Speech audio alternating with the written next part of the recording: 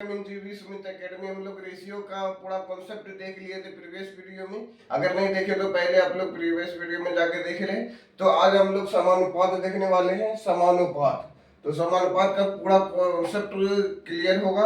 अगर ये आप लास्ट तक देखते तो सारा कंफ्यूजन दूर हो जाएगा। और आज कॉन्सेप्ट से रिलेटेड एसएससी सीजीएल मेंस यानी सभी एग्जाम का मोस्ट इंपोर्टेंट सब क्वेश्चन लेने वाले हैं। और आरएसआर वाले का भी बुक का सोल्यूशन करवाएंगे नेक्स्ट टाइम से, नेक्स्ट क्लास है। तो आज समानुपात का बेसिक क्लियर कंसेप्ट कर लेते हैं। चलिए देखते हैं। चलिए आज का मोटिवेशनल क्यूट देख लेते हैं। क्या बोला जा रहा है मोटिवेशनल क्यूट में?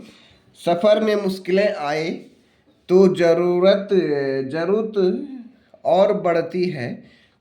जब कोई रास्ता ना दिखाई दे तो हिम्मत और बढ़ती है।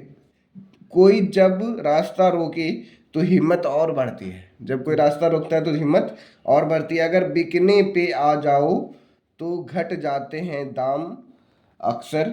ना बिकने का इरादा हो तो कीमत और बढ़ती है। चलिए दोस्तों, तब हम लोग आज समानुपात का कॉन्सेप्ट देखने वाले हैं। समानुपात, तो समानुपात का शायद बना हुआ भी है। चलिए हम लोग समानुपात का थ्योरी देखते हैं। प्रोपोर्शन, समानुपात क्या होता है? जैसे A by B is equal to C by D. इसी को हम लोग दूसरे फॉर्म में भी लिख सकते हैं, ए रेशियो बी, और ये इक्वल टू हो गया सी रेशियो डी हो गया। आप क्या करेंगे, नीचे अंदर अंदर वाला को मल्टीप्लाई कर सकते हैं, या तो बाहर बाहर वाला को मल्टीप्लाई कर सकते हैं। बी इंटू सी हो गया, और फिर ए इंटू डी हो गया। ये प्रोपोर्शन हो गया। या तो यहाँ पे भी क्रॉस मल्टीप्लाई कर सकते हैं, A into D A D, और B into C B C हो गया। यानी ए डी क्या हो गया, बी सी हो गया।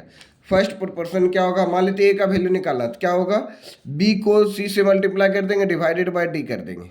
ए का वैल्यू निकालना तो क्या करेंगे, जैसे यहाँ पे ए डी दिया गया है, A D equal to B C. आप फर्स्ट प्रोपोर्शन यानी ए का वैल्यू निकालना तो क्या करेंगे, बी सी है ये, डी को नीचे ला देंगे। ये फर्स्ट प्रोपोर्शन निकल गया। सेकेंड प्रोपोर्शन निकालने के लिए बी मान लेते हैं, बी यहाँ पे है। क्या क्या भी हम लोग पढ़ लिए, क्या पढ़े, ए डी इजिकल टू क्या होता है, बी सी होता है। तो यहाँ पे सारा चीज़ लिखा हुआ, वही चीज़ हमको लिखना पड़ेगा। फर्स्ट प्रोपोर्शन हो गया ए का वैल्यू, और सेकंड प्रोपोर्शन किसको बोलते हैं, बी का वैल्यू। बी का वैल्यू निकालने के लिए क्या करना पड़ेगा, ए डी पहले से है, ए डी पहले से है, और यहाँ पे बी को क्या करेंगे, सॉरी सी से डिवाइड कर देंगे तो बी का वैल्यू निकल जाएगा। थर्ड प्रोपोर्शन सी को बोलते हैं। सी का वैल्यू निकालना है, मान लेते हैं ये सी का वैल्यू निकालना, तो कैसे निकालेंगे, ए डी बटर बी हो जाएगा। फोर्थ प्रोपोर्शन निकालना है तो क्या हो जाएगा, बी सी बटर ए हो जाएगा, बी सी बटे क्या हो जाएगा, ए हो जाएगा। ये डी फोर्थ प्रोपोर्शन निकल गया। अब कंटिन्यूड प्रोपोर्शन किसको बोलते हैं, ये सतत समानुपात। ए अनुपात बी रेशियो बी अनुपात सी, यानी बी लगातार 2 बार आएगा। क्या आएगा, जैसे ए अनुपात बी समानुपात बी अनुपात सी, यानी बी को बी से मल्टीप्लाई कर देंगे तो क्या हो जाएगा, बी स्क्वायर हो जाएगा।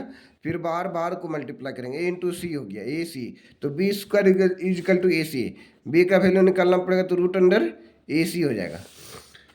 बी का वैल्यू ए सी हो गया। मान लेते हैं अब इसमें बोला जाएगा कंटिन्यूड प्रोपोर्शन में फर्स्ट प्रोपोर्शन निकालिए, तो क्या होगा, तो कंटिन्यूड प्रोपोर्शन में फर्स्ट प्रोपोर्शन निकालना है, यानी B square equal to A सी है, तो हमको फर्स्ट प्रोपोर्शन मतलब ए का वैल्यू निकालना, फर्स्ट प्रोपोर्शन निकालना, फर्स्ट प्रोपोर्शन, तो क्या हो जाएगा, ए का वैल्यू बी स्क्वायर बाय सी हो जाएगा। सेकेंड प्रोपोर्शन बोला जाएगा, सेकेंड प्रोपोर्शन बोला जाएगा। सेकेंड प्रोपोर्शन कितना है, बी का मतलब क्या हो गया, बी का मतलब बी स्क्वायर, बी का मतलब हो गया रूट अंडर ए सी, क्या हो गया, रूट अंडर ए सी हो गया।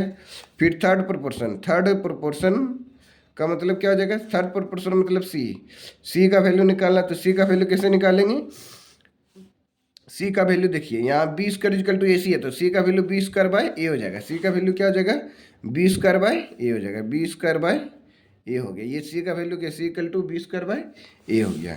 अब इसी से रिलेटेड अब एग्जाम्पल लेके बनाते हैं, तब इसे हार्ड एग्जाम्पल लेके बनाते हैं। पहले सिंपल वाला आप लोग एग्जाम्पल दिखाते हैं।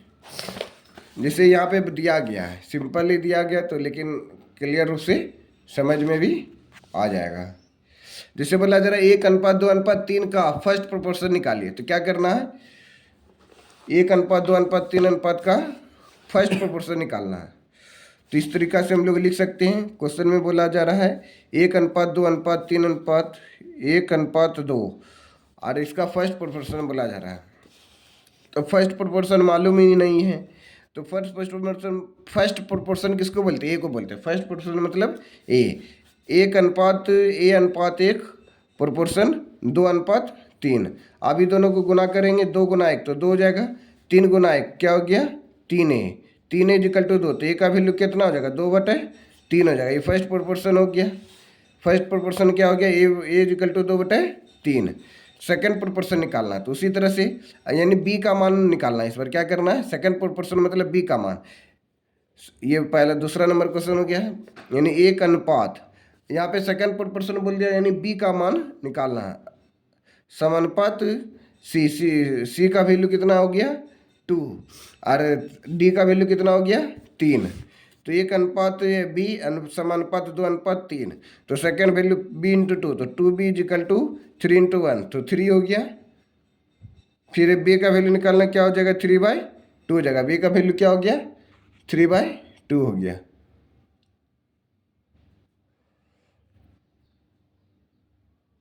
को फोन कर रहा है।